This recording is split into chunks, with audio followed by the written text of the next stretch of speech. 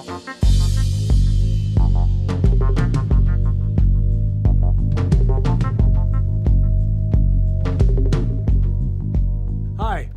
I'm Senator Sonny Borrelli, the Senate Majority Leader, and welcome to the latest edition of a Sit Down with the Majority Report. And this is my colleague from the other side of the courtyard, Representative Leo Biasucci.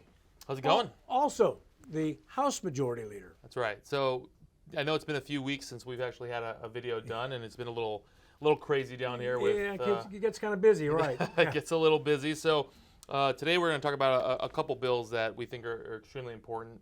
The first one is the grocery tax relief bill, which you ran one in the Senate, I ran one in the House, so we had some mirror bills, which kind of speeds up the process when it does. People that don't understand really how the bills work. So, this bill, Senator, kind of go over what it does and what it doesn't do. I know we talked about this before in another video, but just to remind viewers. Yeah, there's about 63 cities and towns in the state that actually tax food, meaning groceries. That's food that you're consuming at home. Your groceries. We're talking about bread, eggs, milk, meat. These are the kind of things. And there's only 63 cities and towns that actually tax that, which is, we feel that is wrong, and it shouldn't happen. You're taxing essential items for people to survive, and it's just amazing. Look, we have over 8.5% inflation rate in the state, so which means when you're going to the grocery store, you're paying higher prices now because of inflation, which means you're going to be paying a higher tax. Correct. The cities are already enjoying a nice windfall just on the inflation because it's basically government-induced inflation. So when inflation is up, your costs for goods are up, and that means you're going to be paying more in taxes. Well, we put a delayed effect in that, so that way the cities can be able to adjust also to the grocery store people. That way they can adjust their computing system when they're going through checkout. But the governor decided to veto the bill. Right, and some people know, you talked about the inflation aspect, and actually in groceries alone, over the last year, it's actually been an 11% increase, just on the grocery side, right? Yeah. So now you're talking about, look, how do we make sure that the people that do not qualify for food stamps, because I want to be clear, right, and so that people know, food stamps right now are not taxed. No. Right, they have zero tax on them already. So then the question becomes, well, how about the people that are struggling that don't qualify for food stamps? Correct. Why are they getting punished on something like groceries? And just to be clear with our viewers, it's the working poor. Right, it's the working poor, and it doesn't include restaurants. No. Right, it doesn't include fast food. No. That's kind of a luxury, right? You think if you are struggling, you really can't do that as often as you'd probably like. You're going to the grocery store, you're buying food, the things that are essential. So our argument has always been, but wait a minute, you can use your EBT card at the grocery. EBT, correct. At fast food. Absolutely, that's absolutely right. But our argument's always been, look, there's a group of residents who do not qualify for food stamps. Mm-hmm. Why are we punishing them with this extremely regressive tax? Well, why is anybody being punished for something essential to survive on? Absolutely right. Yeah. Absolutely right. So unfortunately, she did veto it, and here's the irony to those that are watching. She vetoed this bill saying that it was going to impact cities and towns, right? The first thing, anytime you cut a tax, it's always what? They're going to cut what? Police and fire. Right. The two essential things, which is crazy, because if I was struggling... It's the first thing in a city budget that you're going to fund. Right. If I was struggling at home, I'm not going to cut my electricity, I'm not going to cut my water, the two essential. I'm going to cut Netflix or going out to eat every week. So this whole scare tactic is ridiculous. But beyond that, the governor says, look, I want to cut the tax on tampons, and I want to cut the tax on diapers. Yeah. So why is that okay, but not cutting the tax on food or rental property? If you rent a home, that was another bill we had. She vetoed as well. How does she explain that she's okay with tampons and diapers being tax-free, but not food? Well, obviously she's placating and pandering to a certain small sect of the population. Right, and it's unfortunate. I mean, so hopefully, everybody knows this was a party line vote when it went through the House and Senate. All Republicans voted yes, Democrats voted no. And by the way, even the baby food would get taxed. You're absolutely correct. Yeah, so, it's unfortunate that she did that, but we're not done. This is something we can fight for in the budget. Hopefully that'll happen. But moving on, let's talk about elections real quick. Okay. So you had a bill that went through, was it yesterday in the House? Yes. Today, excuse me. It passed today in the House. And so why don't you talk about a little bit about that, your bill? Senate Bill 1074 basically says that you cannot use the electronic voting systems as a primary source for the elections unless you meet DoD cybersecurity standards. And what I mean by DoD cybersecurity standards, it's the same standards that the military use, our weapon systems, our aircraft, things like that. I mean, for God's sake, one of the election systems actually uses a motherboard made in China. Now, if they find a microchip that's made in China in one of our aircraft, they ground all the aircraft until they can finally replace that with something else. Because obviously we want to make sure that our aircraft don't fall out of the sky, and our weapon systems are doing that. We want the same standard. And guess what? It's justified because the Department of Homeland Security, back in 2013, the Secretary said that electronic voting systems are part of critical infrastructure. And if we're going to have that type of infrastructure paid for by your tax dollars, it needs to have oversight, and we need to make sure that it is secure, it can't be hacked, and that it's operating properly.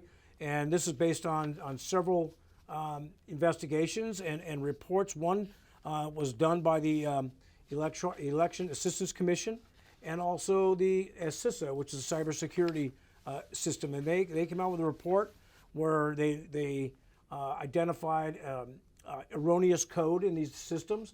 Now, they say they fixed it, but we don't know if they fixed it because we can't have any oversight, because every time we try to do any kind of oversight to check these systems, we get blocked with either resistance from certain elected officials and even lawfare by the Democratic Party wants to sue us. And hopefully the governor will sign this, because her election integrity commission that she formed, part of that is also cybersecurity. As a matter of fact, the Secretary of State is asking for more money for cybersecurity for the Secretary of State's office. So obviously they're on the same line here. We're on the same frequency, if you will. And hopefully the governor will sign this bill and we can finally get this thing straightened out. So talking about that really quickly, about the election equipment meeting the standards, right? Because you're saying this equipment should be U.S. based, right? In Biden's last plan, it was the Build Back Better plan, correct? Right. Is this not in that plan to say we want to As a matter move of fact, everything to? I'll quote him. He said, "Just remember these two words: made in America." Right. Right. And even in Nancy Pelosi trying to push HR 1, also said the same thing, that everything should be made in the United States. Right. And so it's funny. We had debate about this today on the floor in the House, and there weren't many comments made, but one of the comment was, here from the Democrat. Here we go talking about conspiracies. Here we go again. Trying to say our elections were stolen. But I want to remind everybody, when President Trump won, this was the one thing coming out of everybody's mouth. Yes. Everything from Vice President Harris to Nancy Pelosi. Yeah, I've got her tweet right so here. I would love for you to read. Go ahead and read one of those. Yeah, no, go ahead. Okay, so let me start off. So Nancy Pelosi, this was in 2017 after the election when Trump won. Her quote, this was a tweet: "Our election was hijacked." And we'll put this on the video so you can see it all, showing that it's not, I'm not just making this up. "Our election was hijacked. There is no question Congress has a duty to protect our democracy and follow the facts." Yeah. Nancy Pelosi, May 16th, 2017. Right. And prior to that, the Senate controlled, the Democrat-controlled Senate had presentations about electronic voting systems, how they can be easily hacked. And of course, what the Washington Post put out a tweet that says, hackers lay siege to voting systems to spot weaknesses in the security system. And of course, Kamala Harris, at the time a senator, the only way to truly protect our free and fair elections is by embracing hand-marked paper ballots nationwide. Wow. And that was dated August 15th, 2019. Also, even she did another tweet. This shouldn't be a controversial statement. The United States must embrace hand-marked paper ballots. Well, I concur. Right. So this is not a left-right issue. We concur. So what changed, you think, between now and then? Why now are they ridiculing every single person that says our elections must be secure? What do you think changed in their minds? Well, my sense of humor, I'm very sarcastic sense of humor, but it's kind of like the D word, another D word that explains the Democratic Party: to deceive, distract, distort, deflect, so on and so forth, because they just don't want to admit that the Secretary of Homeland Security says in 2013 that these are critical infrastructure. Yeah, and and I want to kind of end this with this comment of the only difference, in my opinion, is that we're actually doing something about it. Yeah. Right. I mean, this is something that they have been talking about for years, and then now we are trying to actually fix these issues and do the things that we need to do, like your bill does. Let's fix these things to bring that trust back into our election cycle. And to that point, we tried to fix this last legislative term, but unfortunately, you need to have 16 votes in the Senate and 31 votes in the House, and we did not have the votes last term. Thank goodness those two members are no longer here, and we are actually finally being able to make progress in our caucus on getting bills across the finish line, and hopefully the governor will sign them, because it really falls in line with her Election Integrity Commission to also, the Secretary of State says that they need to beef up cybersecurity. I've got the laundry list of items that they're asked for the budget. So, and I agree. We need to tighten up our system. And absolutely. Hopefully that, they're not going to be hypocritical about this, and let's come together. She's always saying, let's get together on bipartisan issues. I don't think this is a partisan issue. This is a citizen issue. The elections don't belong to us. Let's face it.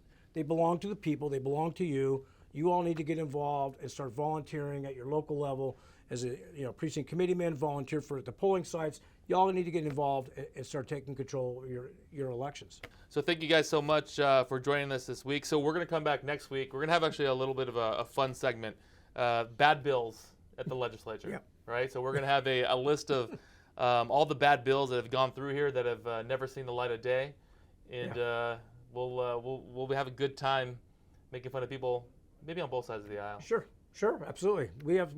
We've got some pretty funny ones that need to be, whatever. We can have some fun with it. That's right. So guys, thank you so much for joining us. I'm Majority Leader Leo Biasucci. And once again, I'm Senator Sonny Borelli. Improve your net, hire a vet.